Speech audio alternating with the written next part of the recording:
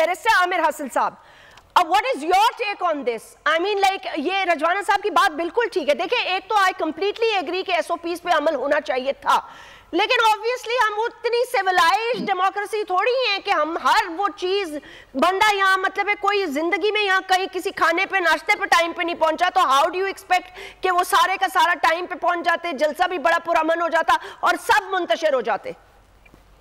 जी आप दुरुस्त फरमा रही हैं, लेकिन सारी जिंदगी क्या हमने इसी तरह गुजार देनी है कि हम सिविलाइज्ड डेमोक्रेसी नहीं है, हम सिविलाइज्ड सोसाइटी नहीं है? कोई तो कदम बढ़ाना पड़ेगा, और किसे बढ़ाना पड़ेगा? सबसे पहले पॉलिटिशियंस को, पार्लियामेंटेरियंस को।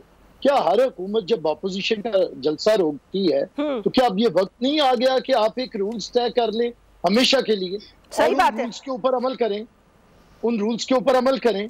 मतलब अगर आपने एहतजाज करना है तो एहतजाज एक ढंग है। ये भी तो ठीक है बात कि भाई एहतजाज करना मेरा फंडामेंटल राइट है, लेकिन मेरा फंडामेंटल राइट अगर आपके बहुत से फंडामेंटल राइट्स के साथ मुतसादम होगा तो फिर मेरा फंडामेंटल राइट वो नहीं रहता।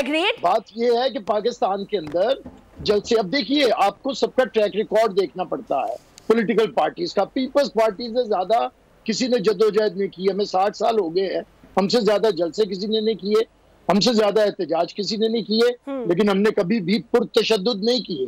जुल्फ़िकार अली भुट्टो को फांसी पे लगा दिया गया तो हमारा जियाला ज्यादा से ज्यादा एहतजाज जिसने किया खुद को आग लगा ली, इमलाक को आग नहीं लगाई, पुलिस के ऊपर उसने